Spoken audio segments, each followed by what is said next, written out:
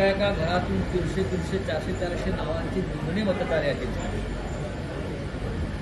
जी British दिल्लीमध्ये बंगले आहेत ते रिकामे आहेत, त्या बंगल्यात कोणी राहत नाही, अशा बंगल्यात केजरीवाल साधारण 1500 मताने 1200 आणि त्यांच्या भागात मतदारसंघामधल्या अनेक बंगल्यांनी साधारण 200 300 900 300 मतांचे बंगले हे तिथले रहिवाशी नाही. आणि या पराभवाचं मुख्य कारण काँग्रेस आणि आप हे यावेळेला वेगळे लढले.